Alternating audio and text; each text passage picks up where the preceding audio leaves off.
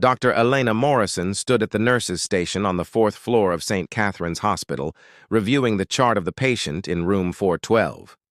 3 weeks now. 3 weeks since the car accident that should have killed him, but left him suspended in this strange, in-between place. The man in the bed had no identification when the paramedics brought him in. No wallet, no phone that survived the crash. Just expensive clothes reduced to tatters and a watch they'd logged into evidence. A vintage Patek Philippe, worth more than Elena made in 2 years. They'd run his fingerprints. Of course, but something in the system had delayed the results. So for now, he was simply John Doe. A mystery wrapped in expensive Italian leather shoes. At 38, Elena had seen her share of coma patients. Some woke up. Some didn't. She'd learned not to get attached, to maintain professional distance. But there was something about this one that drew her back to his room during every shift. Maybe it was the contradiction of him. The obvious wealth suggested by what he'd worn contrasted with the complete absence of anyone coming to claim him. 3 weeks and not a single visitor. Not one phone call asking about an unidentified patient. How does someone who can afford a $50,000 watch have absolutely no one looking for them? She pushed open the door to his room, her white coat rustling softly. The late afternoon sun slanted through the blinds, painting stripes across his still form. He was probably in his early 40s. Dark hair touched with gray at the temples, a strong jaw shadowed with weeks of beard growth. Even unconscious and injured, there was something striking about him. "Good evening," she said softly, as she always did. The textbook said coma patients might be able to hear, even if they couldn't respond. Elena chose to believe it. "I'm Dr. Morrison. Elena. We've met before, though you might not remember." She checked his vitals, adjusted his IV line, made notes in her tablet. All the mechanical tasks that kept people alive while their minds wandered somewhere else. "Your MRI results came back today," she continued, pulling up a chair. This wasn't standard procedure, sitting and talking to comatose patients. But the night shift was quiet, and something about the emptiness of his situation troubled her. "The swelling in your brain is going down. Dr. Patterson thinks you might wake up soon. Isn't that something?" No response. Just the steady beep of the heart monitor, the soft hiss of oxygen. Elena found herself talking more than she intended. About the hospital, the unusually warm October weather, the coffee in the cafeteria that could strip paint. Mundane things, safe things. Then, surprising herself, she said, "I wonder if anyone's missing you. Someone who can afford that watch must have a life full of people, unless—" She paused. "Unless the money is why you're alone." She'd seen it before.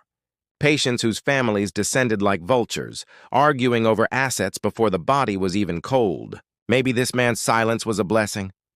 "I grew up with nothing," Elena heard herself saying. "My father was a janitor. My mother took in sewing.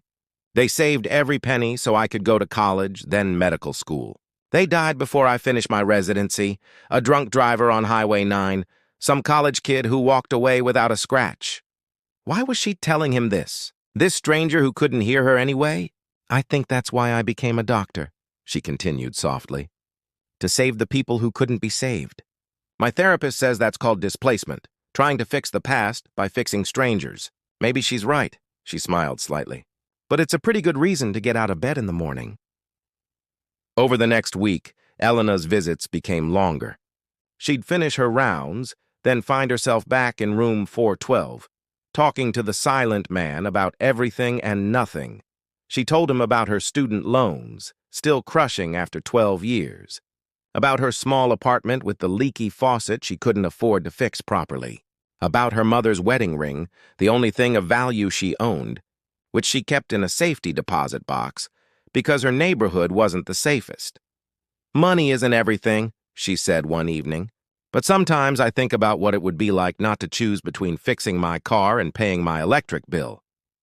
To just breathe without calculating the cost of every breath." Then she caught herself, embarrassed. "Listen to me, complaining to someone who might never wake up. I'm sorry. You got bigger problems than my budget." She stood to leave, then turned back. "For what it's worth, I hope you do wake up. I hope whoever you are, you're someone worth saving."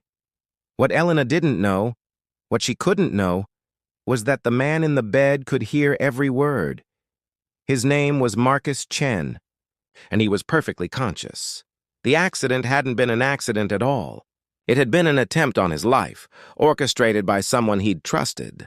When he woke in the hospital, confused and in pain, survival instinct kicked in. If someone wanted him dead badly enough to stage a car crash, they'd try again.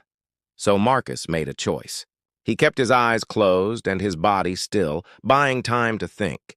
41 years old, worth over $300 million as the founder of Chen Industries, Marcus had spent his adult life surrounded by people who wanted something from him. Business partners angling for deals. Friends who weren't really friends. 2 ex-wives who'd married the bank account and left when they realized the man came with actual feelings and expectations. After the second divorce, he'd grown cynical, distant, built walls so high that even the view from the top was lonely. Then came Dr. Elena Morrison. At first, her voice was just another sound in the mechanical symphony of the hospital. But gradually he began to listen, really listen. She talked to him like he was a person, not a problem to solve. Her voice was warm, tinged with a slight Chicago accent that suggested her roots. She never rushed, never seemed impatient with his silence, and when she started sharing pieces of her own story, Marcus found himself moved in ways he hadn't been in years. This woman, this doctor with student loans and a leaky faucet, had lost everything and still chose to spend her life saving strangers. She talked about money with the weary wisdom of someone who'd lived without it, but there was no bitterness in her voice, just a quiet dignity that came from knowing what actually mattered. Marcus had met countless people who performed kindness for an audience. Elena's kindness had no audience. Just him, silent and supposedly unhearing. He began to crave her visits the way plants crave sun. In the strange timelessness of his deception, those moments when she pulled up a chair and talked to him became the only real thing in his world. His investigators, contacted secretly through his lawyer, were working to identify who'd tried to kill him. But Marcus found himself less concerned with revenge and more interested in what Elena would say next. When she told him about her parents, about becoming a doctor to save the people who couldn't be saved, something in Marcus's carefully guarded heart cracked open. Here was someone who understood loss, who'd turned grief into purpose instead of letting it turn her bitter. Everything he'd thought he wanted, power, success, control, suddenly seemed hollow compared to the simple grace of this woman who sat with him in the darkness and talked about hope. 2 weeks after he'd woken, Marcus's lawyer finally had answers. His CFO, his trusted right hand for a decade, had been embezzling millions. Marcus had been getting close to discovering it, so the CFO had tried to eliminate the problem permanently. The man was in custody now. The danger had passed. Marcus could open his eyes, reveal himself, go back to his life. But he didn't. Not yet. Because there was one more thing he needed to know. That night, Elena came in looking tired. She'd pulled a double shift covering for a sick colleague. She sank into the chair beside his bed with a soft sigh. "Rough day," she said quietly. "We lost someone. Mrs. Patterson, the grandmother with the heart condition.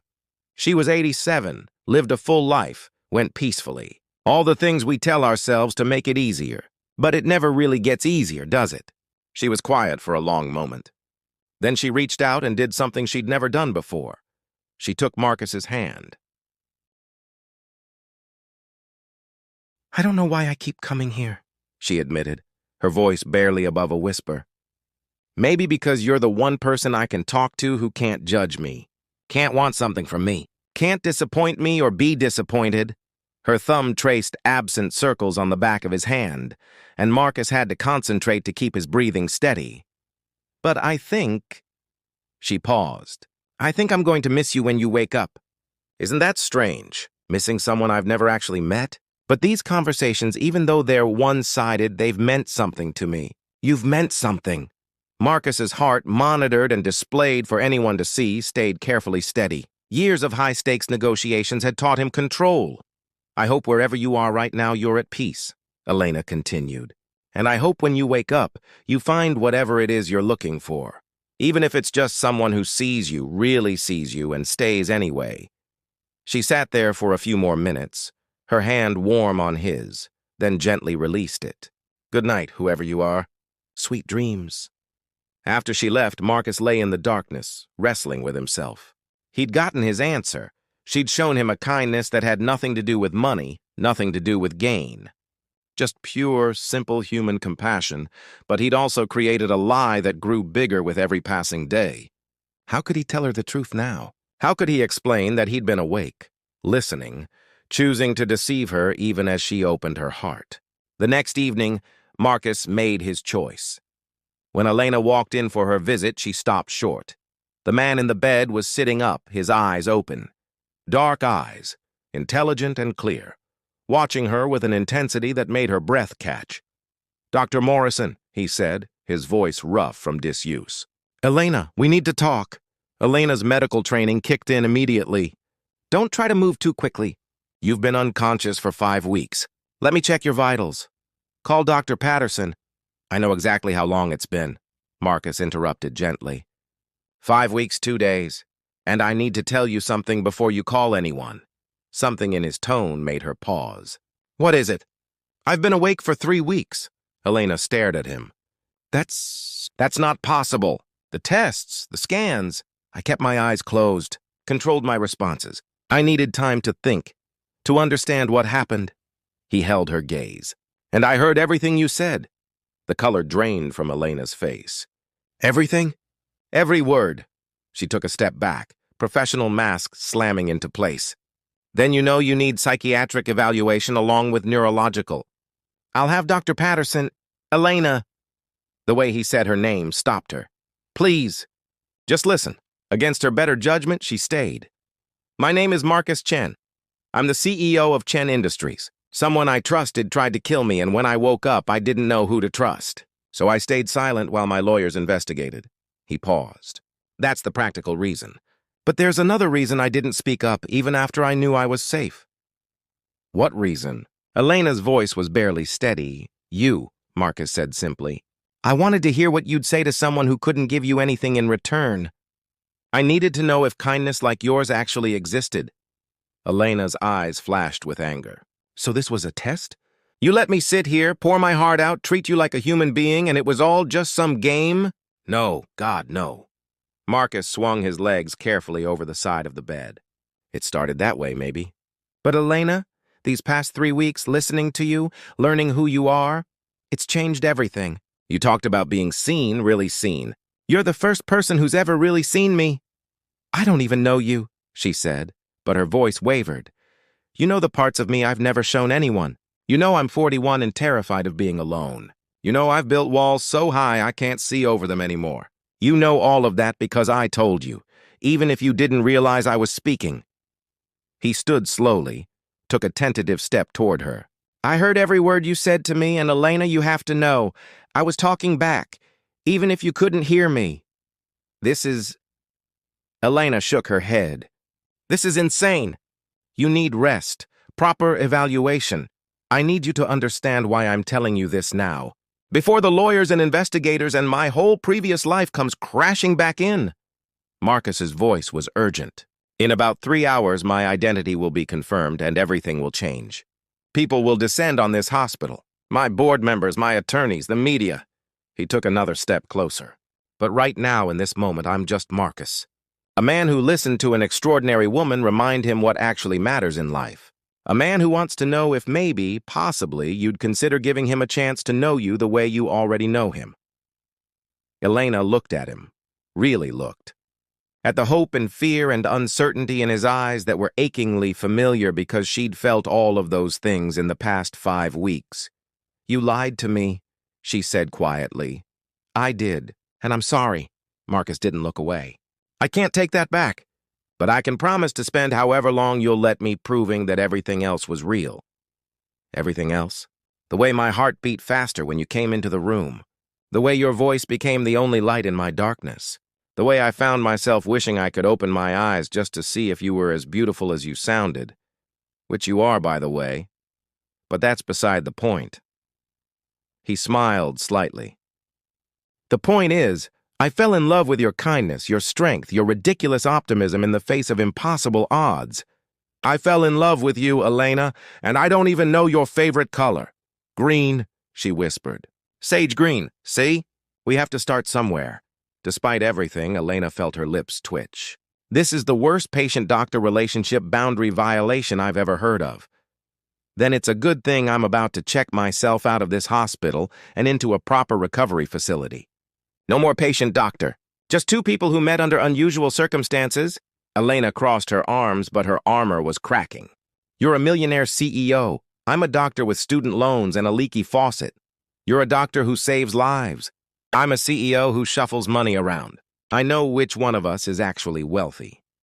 Marcus reached out slowly, giving her time to step away, and took her hand. Elena, you said you hoped I'd find someone who sees me and stays anyway. I'm asking if you'll give me the chance to be that person for you. You heard that? I heard all of it. Every beautiful, honest word. Elena looked down at their joined hands. This was crazy, impulsive, against every rule she'd ever learned. But she thought about the man she'd talked to in the darkness, and the man standing before her now, and realized they were the same person. Imperfect, yes, but real. If we do this, she said slowly, we do it honestly. No more deception, no matter how well-intentioned. Deal. Marcus agreed immediately, and slowly. I need time to trust this. To trust you. All the time you need. And you should know, Elena added, meeting his eyes. I'm going to be angry about this for a while, the lying part, even though I understand why. I wouldn't expect anything else. She took a deep breath. Okay, then yes, we can start somewhere. But Marcus, my favorite color is sage green, I take my coffee black, and I have absolutely no patience for game playing. If this is real, it stays real. Marcus smiled, and it transformed his face into something warm and genuine. Sage green, black coffee, brutal honesty. Got it. Can I take you to dinner? Somewhere humble? Like that diner you mentioned loving near your apartment? You were paying attention to every word. 6 months later, Elena sat in that same diner across from Marcus, watching him wrestle with the notoriously messy pulled pork sandwich he'd become addicted to. Your CFO would die if he saw you now, she teased. My new CFO knows better than to comment on my lunch choices, Marcus replied, grinning. Besides, I have my priorities straight now. They'd taken it slowly, just as Elena insisted. Coffee dates that turned into long walks. Dinners where they learned each other's histories, dreams, fears. Marcus had met her colleagues. Elena had navigated the intimidating world of his business dinners. He'd set up a scholarship fund in her parents' names. She'd helped him reconnect with his sister, estranged for years over money disputes he now saw as meaningless. It wasn't always easy. They came from different worlds, after all. But they met in the middle, in the space between his penthouse and her apartment, between his board meetings and her hospital rounds. I was thinking, Marcus said, wiping barbecue sauce from his chin. That leaky faucet in your place? I know a guy. You're not fixing my faucet. What if I want to? Then I'm paying him fair rate. Elena, fair rate, Marcus. Or you can teach me to fix it myself and I'll do it. He laughed, reaching across the table for her hand. You're impossible. You're stubborn. Match made in heaven. Elena squeezed his hand, thinking about that night in the hospital when she'd confessed to missing someone she'd never met. She'd been right to miss him, in a way, because the Marcus who'd listened in silence was different from the Marcus who'd woken up. This Marcus had learned to be vulnerable, to ask for help, to value things that couldn't be bought. And she'd learned that sometimes the right person finds you in the strangest way, when you're being nothing but yourself, expecting nothing in return. Hey, Marcus said softly. Where'd you go? Just thinking about confessions, Elena replied, and how the scariest ones sometimes lead to the best things. I'd still like to know what you said that last night, he admitted. After I decided to wake up, that's the only part I missed. Elena smiled mysteriously. Some confessions get to stay private. Not even a hint? Maybe someday. I'll wait, Marcus promised, and she knew he meant it. Because that's what real love did. It waited. It listened.